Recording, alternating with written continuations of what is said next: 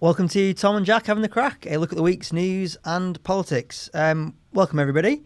So, a couple of interesting things happening this week. You hear about the Rishi Sunak and his wife? Yeah, she's a non-dom. A non-dom? A non-dom. But enough about Rishi's sexual preferences. Yeah, it's an interesting one, isn't it? Like, it was always going to come out. You kind of wonder... He has to be finished now. Like, you can't be... He couldn't become Prime Minister now, could he?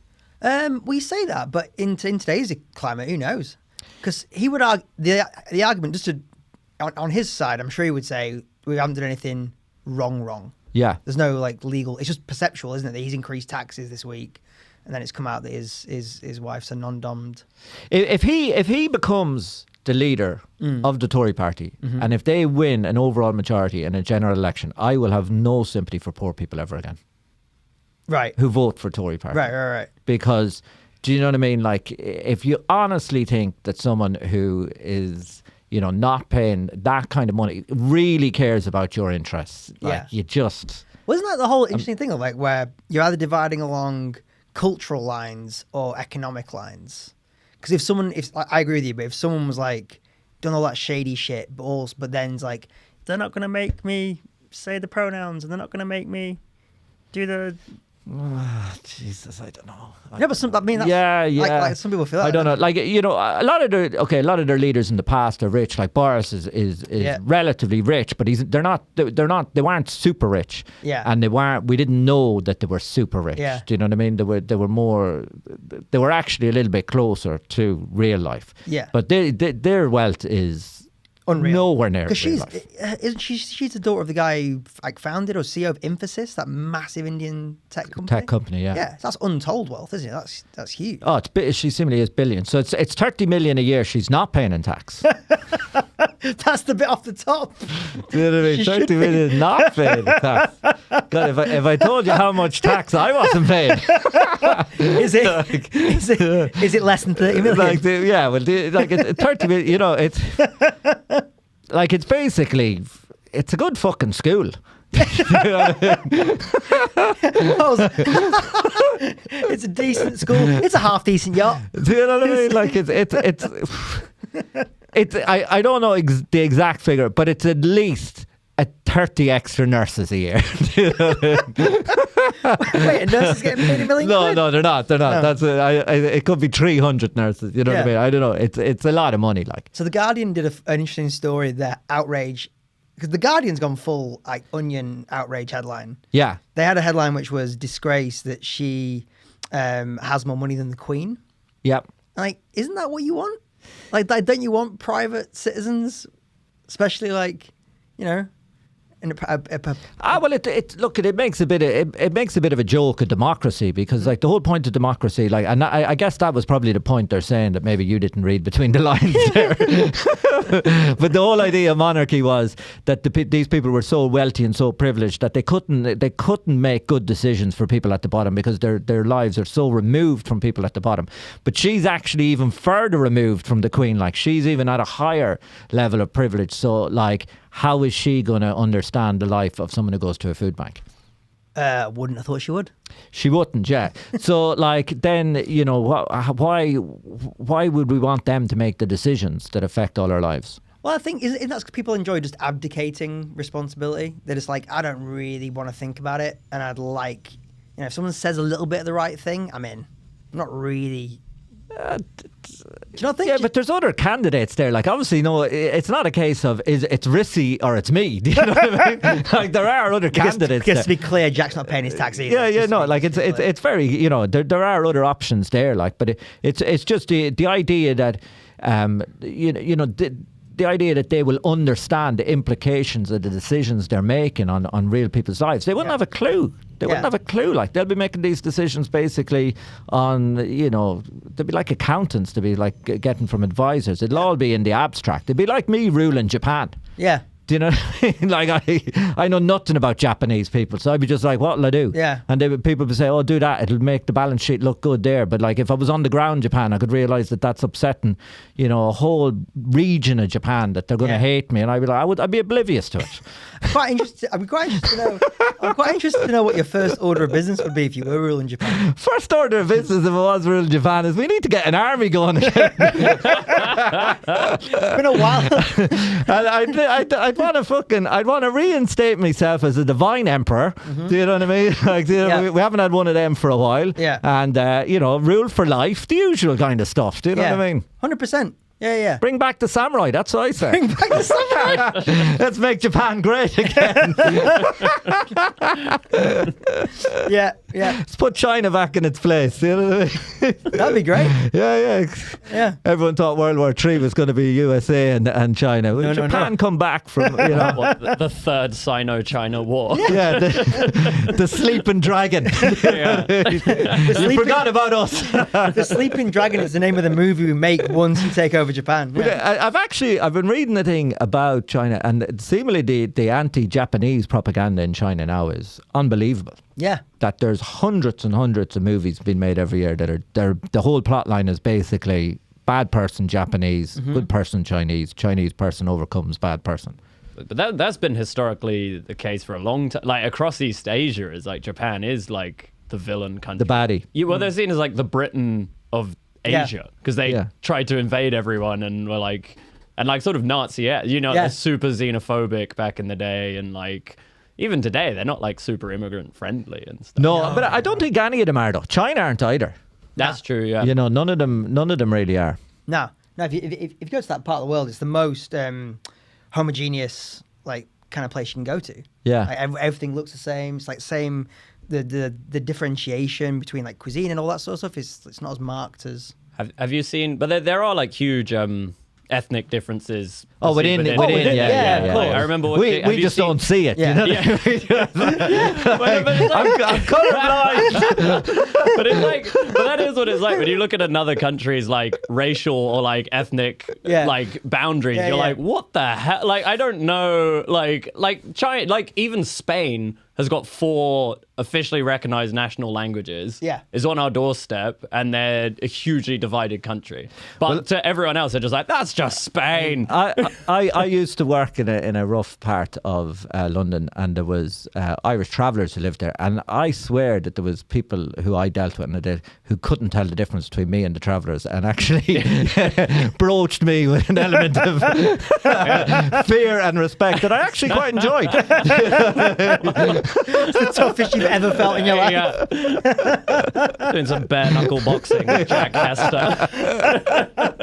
You want to box the Emperor of Japan, do you? But it does kind of make you realise that while in Ireland I would see myself as being very different to them, to the outside world, a lot of similarities, same complexion, speak the same, you know, like. Yeah.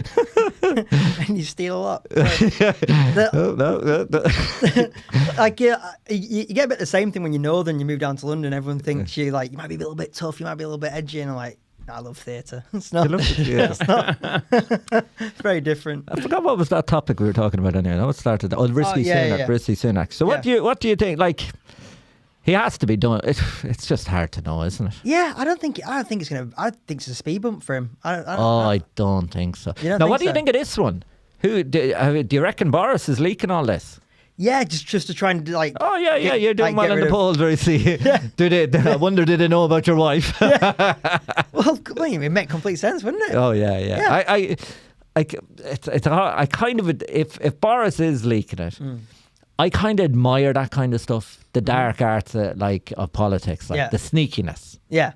Do you know what I mean? Yeah, because that's the only way. Sure, it's the only way you survive long enough. Like, you can't be pure, can you, and survive? No. It's a ruthless game of chess. Like, and I do think he's finished now. Like, I don't think I just think he can never be prime minister now. Right. I think it's, you know, how do you overcome that? Like, you know, trust me, I look after you. My wife won't give any money to the country, but she does live here. Yeah. That's fair, isn't it? Yeah. Well, do you not think... and his defence is basically, my wife's my wife, and I'm, you know, but are people going to buy that? Just going to pull the Will Smith of British politics, isn't he? Just defending my wife. Just defending my wife. You saw that new video with Will Smith? Now go on. Oh, Jesus Christ, man. Did you see that, Luke? No. Just where Jade is talking to him in the house, but she starts like Facebook Live in him. What? Just as she's having like a little sort of, obviously having a bit of an argument or something. Is this post Oscars that she? Yeah. Yeah. And it's just, I think it is. I only saw it the other day. Yeah. But that, I feel sorry for him. Like, do you know what I mean? Yeah. You know, a month ago, you would think he had everything. And now you're like, the poor bastard. Just got his Oscar and his millions of pounds. Just beautiful life. Exactly. But like, I think he's just been psychologically fucked by everybody. Like, do you know what I mean? I don't know. I read his autobiography. Oh, did you? Well, I read half of it. It goes on a bit. But he definitely comes across as like a singular-minded and controlling person. Yeah. Yeah. And like completely, absolutely focused on him. Yeah. Succeeding. Like he's one of those sort of people. Yeah. Have you seen that thing too where he destroyed the woman in The Fresh Prince of Bel-Air? Yeah, yeah. And Viv. Have you seen that? No. On the set. Yeah. Yeah. For some, she was a trained actress Juilliard from Broadway, actress, and she just wasn't that enamored with him. She just didn't think he was all that, you know. Yeah. And he obviously got a bit of the coldness from her. No, I don't think she did anything to him. She just didn't laugh at all his jokes. She just didn't think the sun shined out of his ass. Right. And he sort of fucking got rid of her. Really? Yeah. They kind of ruthless. She got pushed off the show like because of it, you know. He's got that psychopathic thing of like, I am the guy. I Am Legend. Yeah.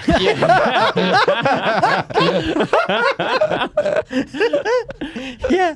I think you need that, right? Like I would say, like Hollywood level probably does come. Like the amount of like what you were talking about, the smoke and mirrors is probably the same level as Parliament. Oh yeah. Oh, like, worse. And the influence you wield is massive. Like the cultural influence you have, which is why like all fucking Hollywood stars think they're prophets and like the most important. And that's why the Oscars happen. Yeah, and they can influence politics and can influence the world because, as far as they're concerned, no one's ever told them they can't. And they're all into the secret and all that. And then, of course, they're allowed behave like odd and ridiculously. Like, do you know what I mean? Given so much money, they're given so, but also they're in a bubble. And I think it's it's a freak show, really. Yeah, Hollywood, isn't it? Yeah, I wouldn't want to be any of them. Yeah, have you ever watched the movie Full Frontal? It's kind of satire in Hollywood. It's very funny. Steven Soderbergh. Brad Pitt's in it, Julia Robertson, loads of them in it, Jeff Green's in it. I always thought it was one of the funniest movies I ever saw in my life, right? Honestly. And if you look at Rotten Tomatoes, it has like 38%. And for years I'd be like, audience rating or critic? Both. I think both. No, maybe critic. I don't know. I didn't know there was two different ones until you just told me. And I always thought, God, am I that out of tune with humor that I like? And then the Harvey Weinstein thing happened, and I was like, I think I know what happened, because there is a scene in it where a TV producer gets a girl back to his room to give him a massage, and then pressures her into giving him a happy ending. And then as she's leaving the hotel, someone from reception calls her over and gives her an envelope full of cash. And you're just like, that's Harvey Weinstein. That character is playing Harvey Weinstein. Yeah. And they say that he had the power to destroy a movie. Yeah.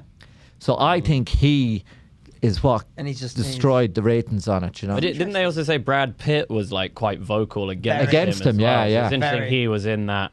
He allegedly movie, told him, so he tried to like proposition Gwyneth Paltrow, and he stood up to him. Yeah, and he's like, "I'll fucking kill you if you try and." Do that. So it's kind of like, and he had a drink and drug problem, Brad Pitt. So it's kind of like in Hollywood, you're either mental or you have a drink and drug problem. Like it's one or two. Yeah, because how do you cope with that? How do you cope with that? And by the way, one sounds way more fun. Yeah, well, I think they're both like you can redeem yourself if you have a problem, like you know, but if you're just megalomaniac. Well, I always found it funny that Daniel Radcliffe, throughout the entire of Harry Potter event, he was just completely drunk. Drunk? Was like a child. That's brilliant. Yeah. He was in the paper too recently enough. Did he ever go with someone? I think does he just get very upset if you keep asking him about Harry Potter or something? Is that his? I have no idea. I always thought he seemed like a nice boy. You just can't tell, Luke. No, you can't tell. He's probably a prick. Quite possibly. Well, you thought he was a nice boy. It turns out he was a nice drunk. Yeah, no, He was just a good drunk. He just drunk. Yeah. Yeah, so he was lovely when he was drinking every day, but as soon as he quit, his true colours came through, and he was unbearable. Like, Daniel, we're having an intervention. You have to keep drinking. Yeah. You'll never work in this town again. Yeah, exactly. We all love you. It's a safe space. You need to keep boozing. Oh God. I'm really sorry. Speaking of happy endings, did you see Louis C.K. won his Grammy? Who? Louis C.K. Who? Oh, Louis C.K. won Yeah. his Grammy. I thought you said Lucy K, and I was like, who the fuck is Lucy K? Louis C.K. Have you listened? I haven't listened to it. Have you listened to it? It was for Sincerely, wasn't it? The one he did last year. Yeah. Good? Yeah, it was good. Heard it's good, yeah. Yeah, really good. Heard it's good. I haven't listened to it. Louis C.K. I used to love Louis C.K. He used to be my favourite comedian in the world. And when I first started doing comedy, I was going out with a girl who didn't like comedy. She thought it was very vulgar. She didn't like anything about comedy. And I was trying to convince her that comedy was a good thing. And she was very intelligent, and I was trying to convince her that it was a very intellectual thing, and I was showing her Louis C.K. stuff. Look how clever this guy is. And then that story broke out, and I was like, for fuck's sake, Louis. I've lost this argument now. That relationship broke up, but I kind of half blame Louis C.K. My thing is, like, R. Kelly's got a Grammy. So if R. Kelly can have one. Yeah, the Louis C.K. one thing. Michael Jackson's got a few, Now, obviously, I've never met him, but I have gigged with someone who knew him. Right. And they said he was a dickhead. I've heard that from a few people in New York, And seemingly, he was always known as a dickhead. Yeah. The couple people from New York that I knew said, if you were if you were like sort of in his crew, great, and like looks after people, pays for shit, takes people on the road, all that stuff. But anyone outside of that small clique.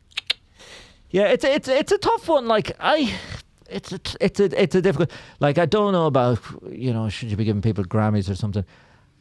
I think if someone does something bad, I still don't feel that you can't enjoy their art. Yeah, because you'd have to go back through. I think we have a recency bias, don't we? Because if you go through like every Renaissance artist's portfolio, for example. And like you're gonna find a lot of skeletons and a lot of like Picasso. Yeah, and so what do you make of because Will Smith is probably the most recent example, and then it's interesting because he's attacked a comedian. Do you think Will Smith should lose his Oscar? No, definitely. I don't think what Will Smith did was that bad. I honestly don't think it was that bad. Really? Yeah. I don't think he fucking slapped him. Who gives a fuck? Like, do you know what I mean? I've been slapped like that so many times. You know, like we all had a drink. We've all had a drink. You know what I mean? I really don't. He slapped a grown man who slagged off his wife. I think I don't know. Call me old fashioned or something. I think there's nothing wrong with that. Yeah. I think if a smaller man slags off a bigger man's wife and gets a slap, that's not news. Like, that's just you dragging up personal experience. That's every small town in this country on a Friday night. 100%. That's every chip shop. Do you know what I mean? That no police are going to investigate that. Do you know what I mean? I was actually in Liverpool recently. Did a gig in Liverpool. No joke, right? Was walking back to my hotel, and this guy comes running down the road, and two bouncers trip him. He falls on the ground, and they start punching him and kneeing him, and someone shouts, "Stop doing that!" And one of the bouncers went, "He hit a girl."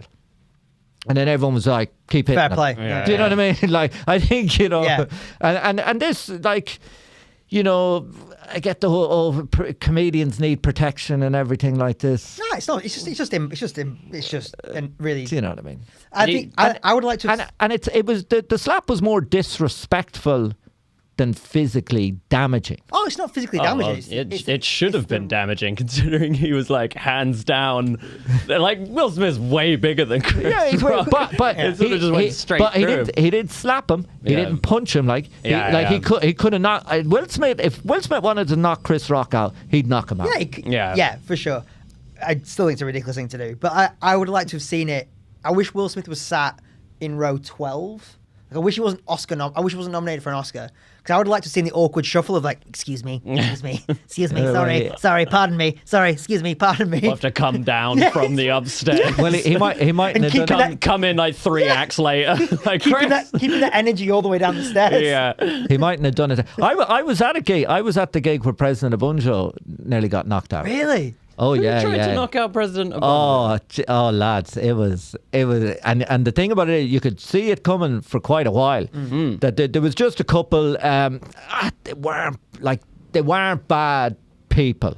They had a lot of kids. They hadn't been out for over a year or something. They were very, very drunk, and it was a small room. And the girl kept doing things like, I'm going to the toilet, I'm going for a cigarette. And she's being like disruptive. And I had to go on, like, so I was kind of looking at how am I going to deal with this. And I just thought, I'll just ignore it. But they were just very drunk I don't think there was any malice behind their disruption. And it was her more than him.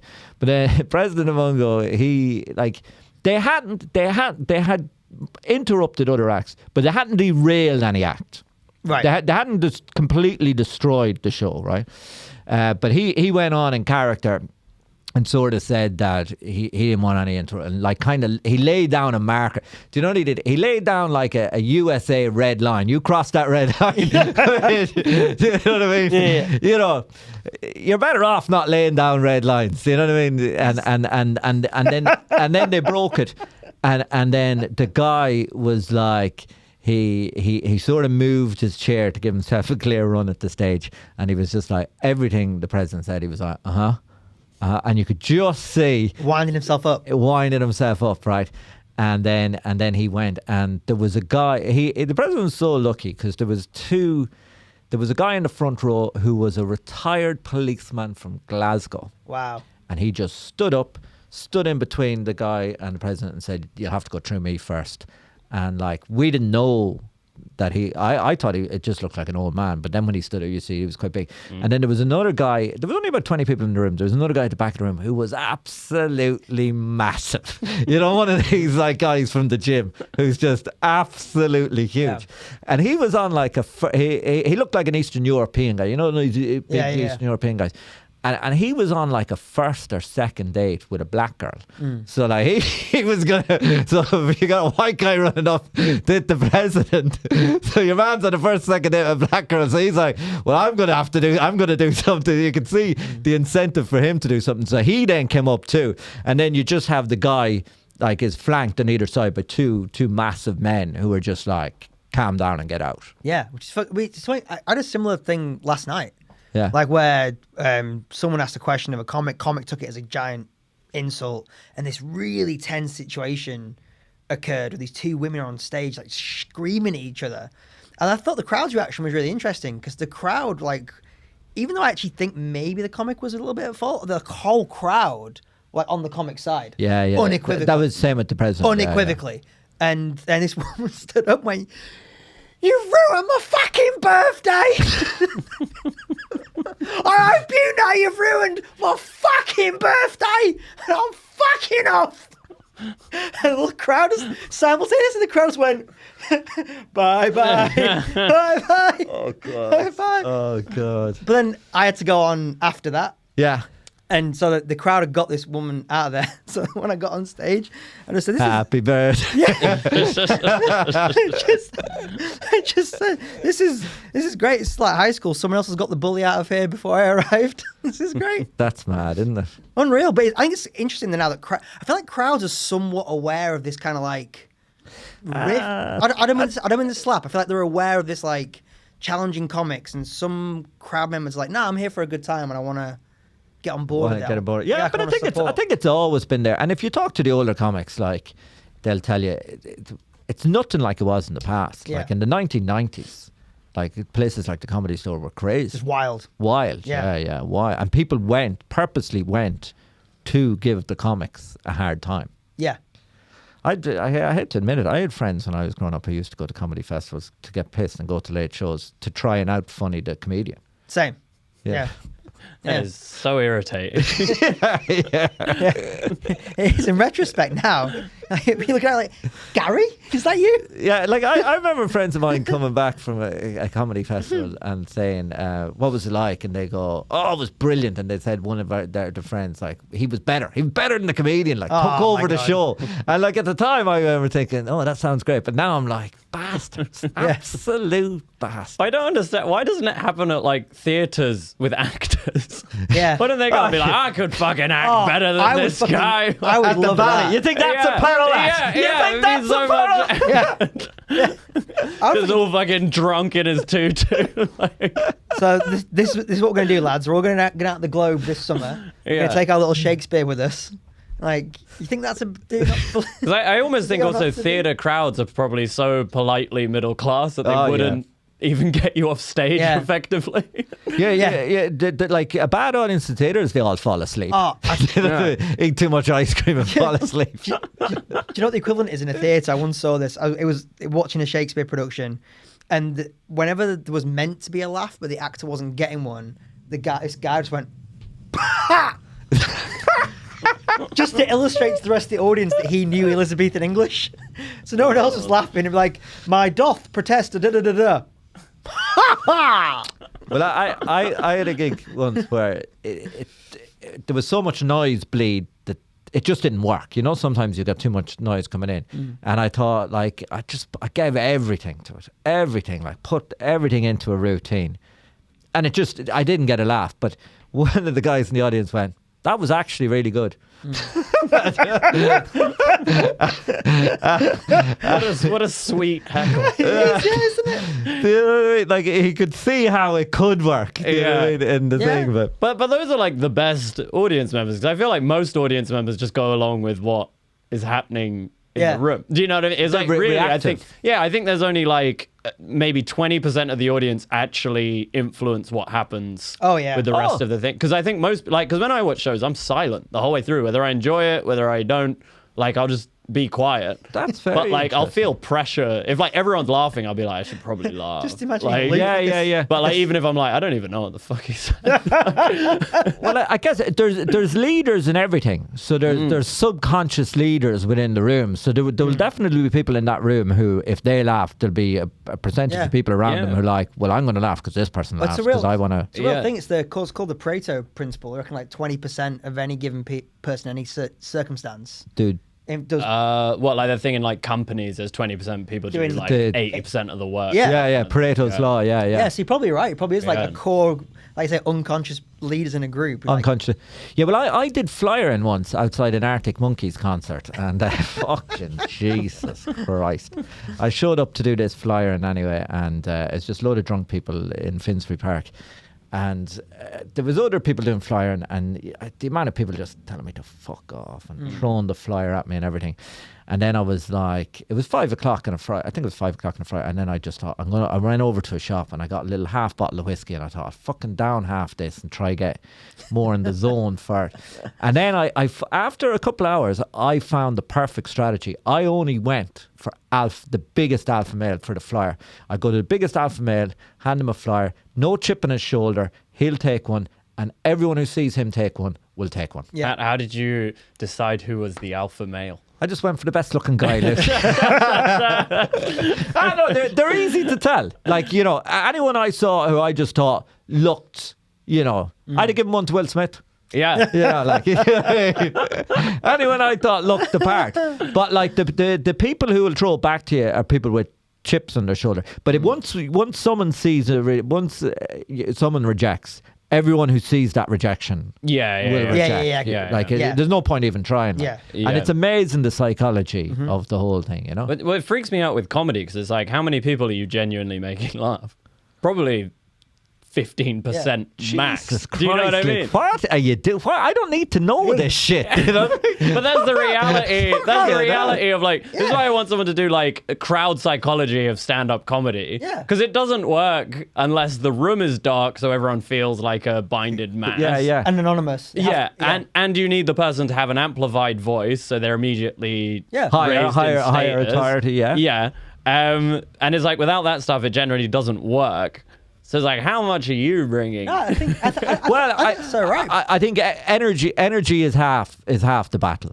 And I really believe, like, it's easy to slag off all this stuff, you know, this side of the room, give me a chair, that side of the room, give me a chair, like, women, give me a chair. Great. I think all of that stuff works magic. Like, you know. Like in hosting and stuff, if you get the room to like talk to each other, Yeah. so you sort of build that conspiracy, build that like connection between people, and they start to work as one rather than working as individuals. Because that's where I think I agree. You probably are directly influencing 20% of people, but if your objective is to make the whole room laugh, you get them by getting them. Yeah. But it's like an interesting Exactly. psychology. So maybe comedy just isn't science data driven enough, and what we need to do is identify who the 20 to 15% are, who are our big laughers. We need to figure out the optimum place to place them within a group. I wanted to do a concept show at Edinburgh where I invited incredibly good comics, like top tier comics, to come down, but have a completely fabricated audience where I'm like, there's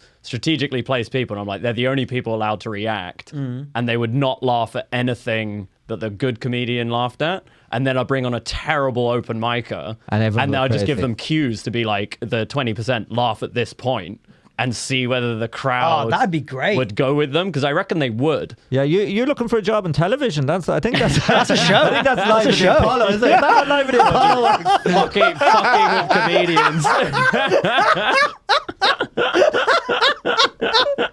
Michael McIntyre's tour I am manager. only joking. I am only joking. Oh, that's good. That was very good. But yeah, I think you're on something. That's kind of what outdoor shows were kind of like that.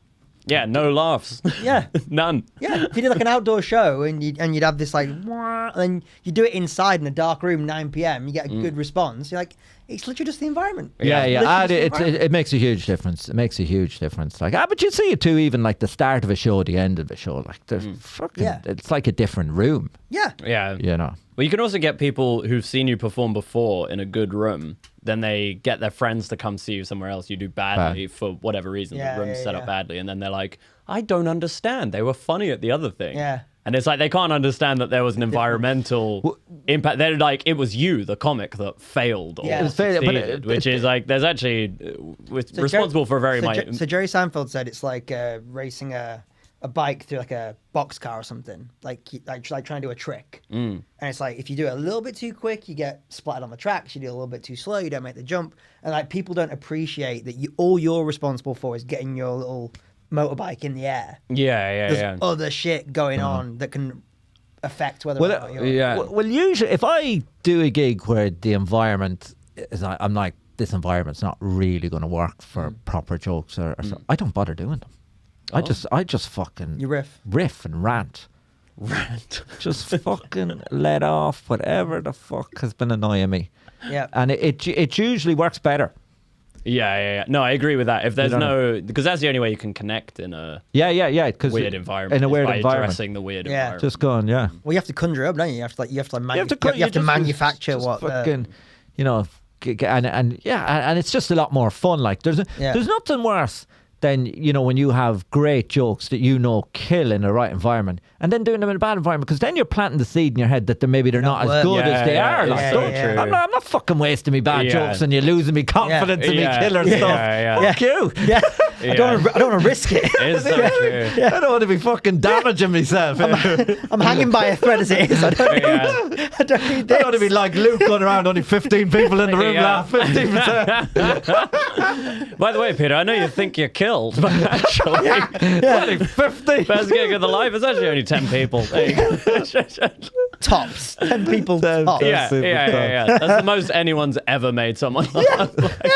The maximum number of people. And they carry everyone else. Yeah.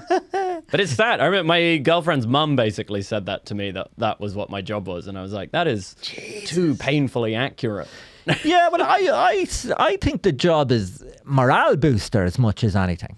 I've always seen it as morale boosting rather than, you know, it's as much that as it is telling jokes. Yeah, like bringing the energy of the room to a certain level. And I've done it. I've been at big shows and gigs where I've laughed because everyone's laughing, and then I've went, what did he say? Yeah. And you're like, oh my God, I'm at a rally. What have I just endorsed? Then you know, like, the camera zooms in on you. I just came for the giggles. Yeah. I didn't mean to donate. Yeah. Because I saw once a guy at an open mic. This is in America, but he didn't actually tell a joke.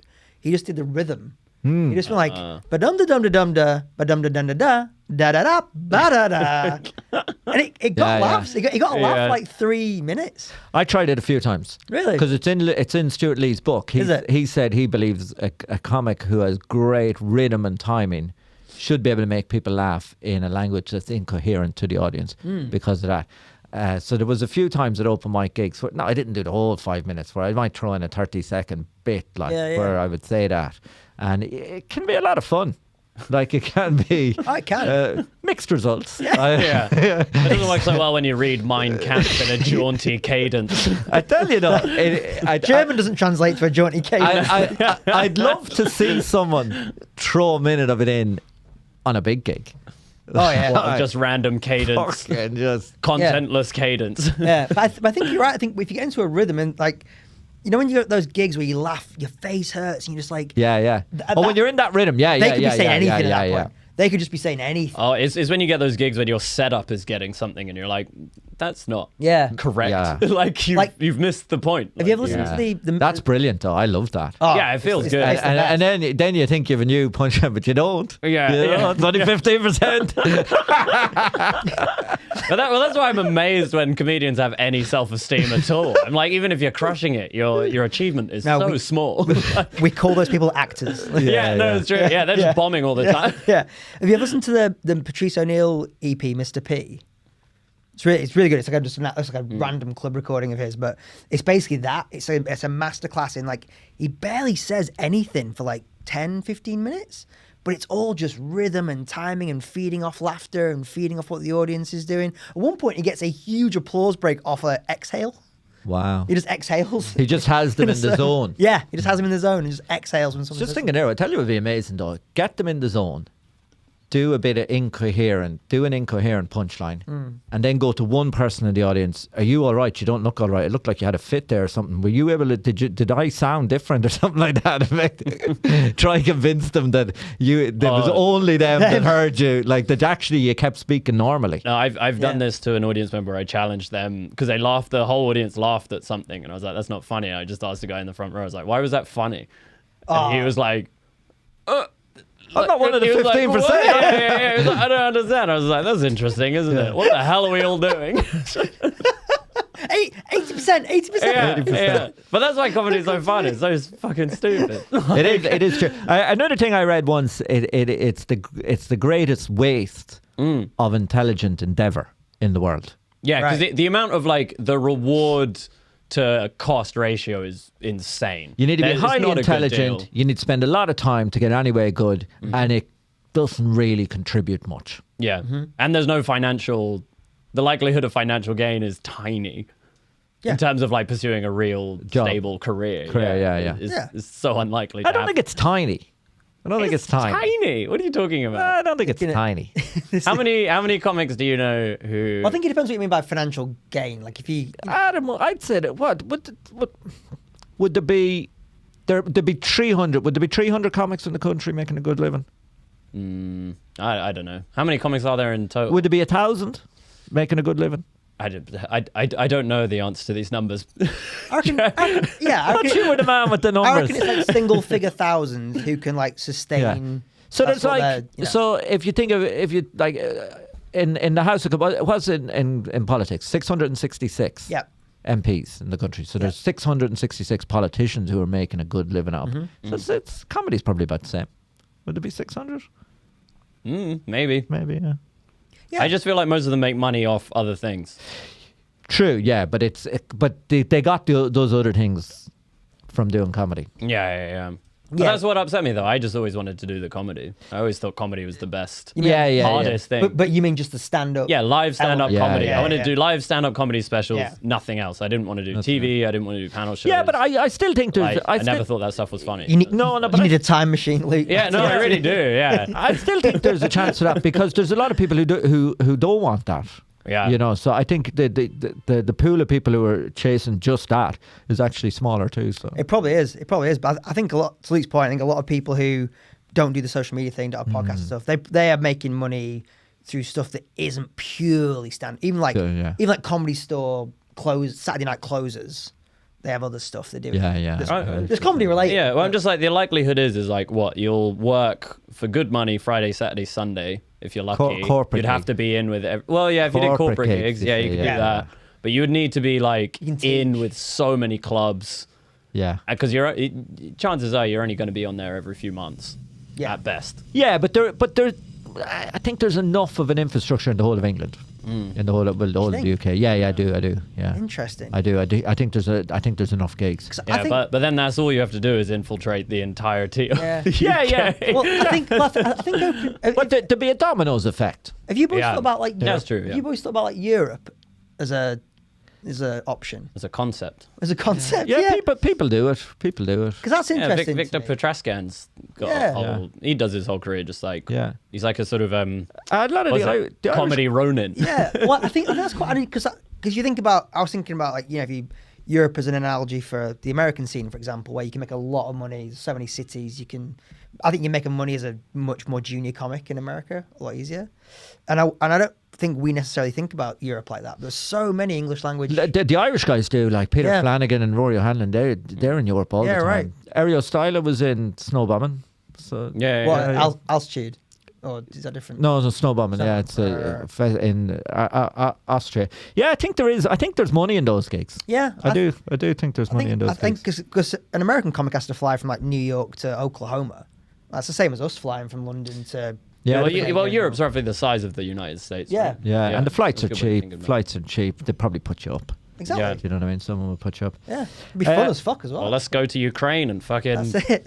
Louis C.K. do a fucking sick gig. Yeah, exactly. Louis C.K., the most moral man in the Ukraine.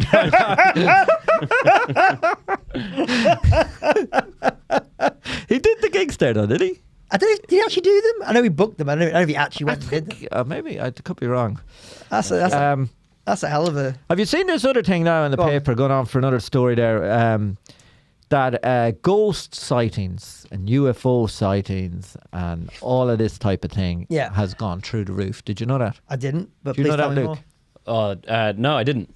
So since the pandemic, it's all gone like, so spiritual investigators, so any kind of TV show or play that's about ghosts or UFOs is becoming really popular.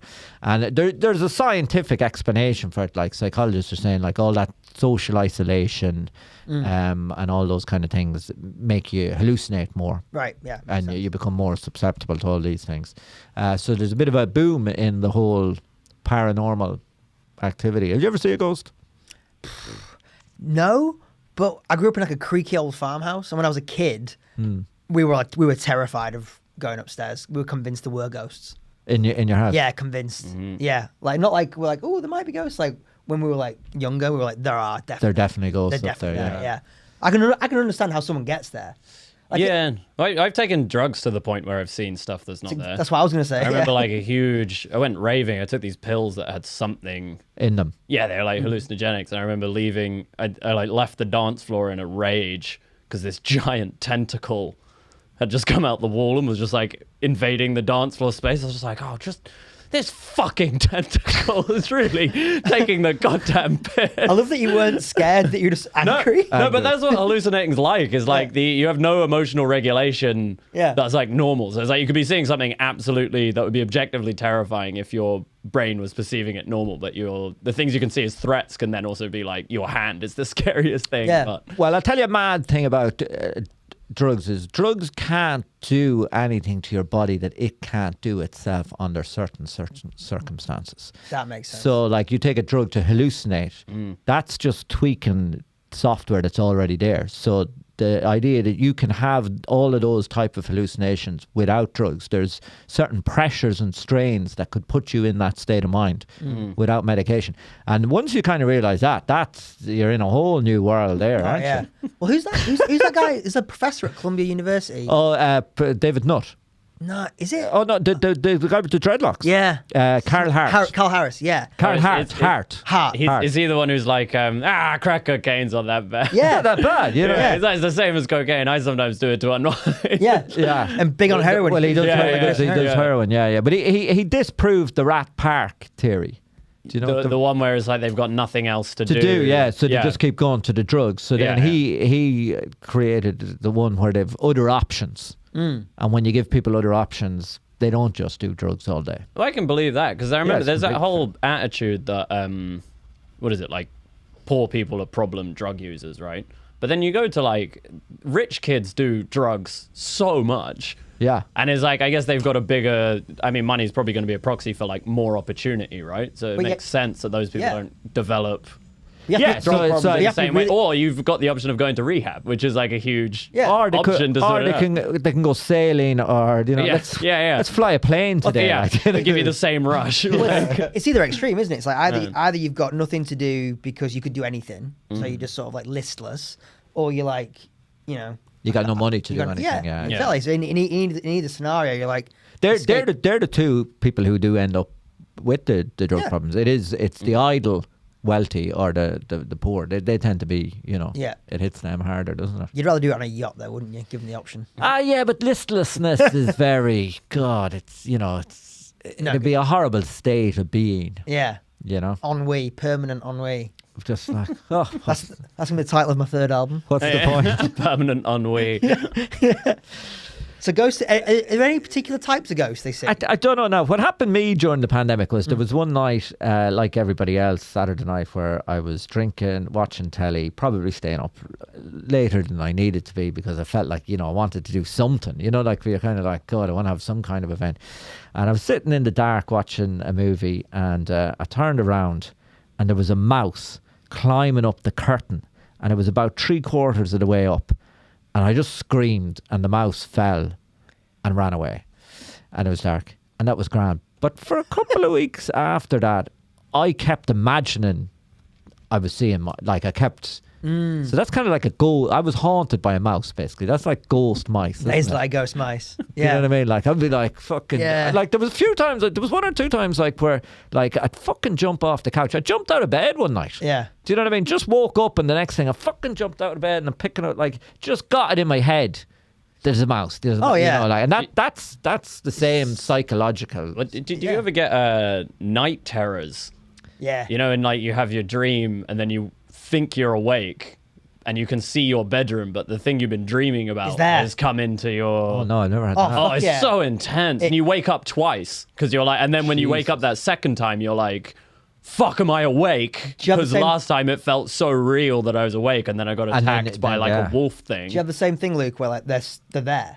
Yeah, yeah, yeah. They're there. And yeah, You can and, see 'em there. Yeah, and I'll Yeah, wake yeah, up. yeah. When I wake up properly, I'm in the same position Yeah. I was in the dream when I thought I was awake. Same. So it feels very, and I can feel everything. Yeah. Yeah. It is, But you can't move. no, I can't move. You can't Yeah, move, yeah. but you can see them. Yeah, yeah, and it's like pure terror and like It's horrible. And then you get this as well, like where I live with the consequences of what happened in my dream for like half an hour, 20 minutes after waking up. Yeah. So like if something's like someone died in the dream or something happened, I live with like, oh, well, I'll have to plan the funeral, I'll have Yeah. to do this and do that. And it'll take me half an hour to be like, to brush that off. that didn't happen, yeah. Have you ever heard about this submarine that was up near the Arctic one time, and then the ice froze over, and it was frozen in there for months? Fuck no. Now they all survived; they had enough supplies, but everybody went absolutely mental.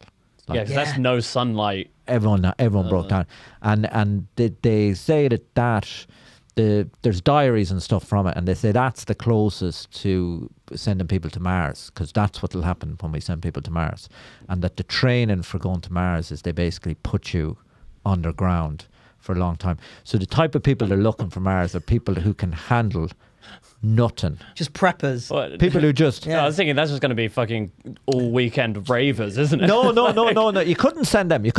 Like type of people you have. Did you ever watch Father Ted? Do you remember Father Stone, who would just sit there and be like, "How are you? Yeah, Yeah. you all right? Yeah. yeah." You like you extreme need people who introverts, just yeah. don't need any kind of stimulation. Yeah. Who are quite able to function on nothing. Maybe it's the ginger people because they produce their own vitamin D. Do we? And they can, yeah. Okay. So you maintain a sunnier disposition Yeah. all year round. Yeah. Well, look, look just how happy you are. Also, though, if everyone went mad, looking at ginger people mad would be fucking weirder than, you know what I mean? Like, they would look madder. You know what I mean? I think a sallow-skinned person who completely lost their mind wouldn't look as crazy as a ginger person who'd lost their mind. Like, That's completely fair. Speaking of weird introverts and Mars, you see Elon Musk bought 10% of Twitter? yeah. What do you think's gonna? Fuck knows what's going on there. Like, Yeah, I know. He tried to introduce an edit button. That's his first big. is there not an edit button on it anyway? Nah. So what if you just delete and do it again? Yeah. Yeah. So Revolutionary. Exactly. Was that the whole, Well, the whole change he did? He's just there one day going, fuck this. Oh, yeah. yeah. How much to buy this shit? Yeah. 2 billion. Buy it. Buy it. Take Can't it. live like this. I know that feeling though, because if you're like unloading, or if you're like doing the washing up or something, and you think like, I would rather buy all new plates. I'd rather just. Yeah, I'd rather like. Oh, the rich man's convenience. I- the amount of things I pay for convenience. I did it once. Sort I did it shit, once. so. I came back from a summer away from a university back to a university house, and fucking my flatmates, they hadn't cleaned up the kitchen, and I just fucking threw everything out. I just was like, I can't.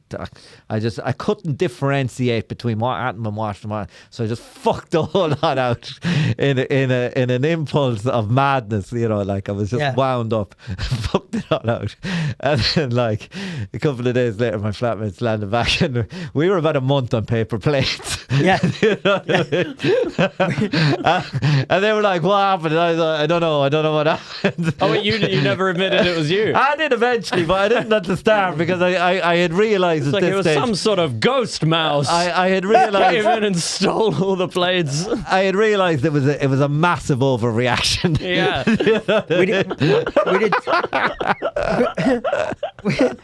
We had a lad at uni who just like, we'd leave his shit everywhere, like fucking plates and like food rotting and like it was horrible. So one of the biggest the alpha in our house, big lad, took out all his shit away and left him with one knife, one fork, and one plate. Yeah. And that was it. Yeah. That was all he was. Great strategy. idea, That was all he was allowed. God the whole of fucking uni. love the alpha males. Do you know, where would we be? They take flyers, they laugh at fucking jokes, and they sort out housing problems. Do you know what? No one bigs up the alpha males enough. Do you know what I mean? Yeah, exactly. And if Will Smith wants to slap a man for slagging off his If that's wife, the price we have to pay, the occasional well, slap. more power to him. Is that a good place to end? We've been good. It's like 52 minutes, yeah? Yeah. Oh, super. Yeah. Yeah, that's grand. Well, until next time, This has been Tom and Jack having the crack with Mr. Luke. Hello. Mr. Luke. Cheers, guys. Thank you. Bye-bye. That was good fun now, lads.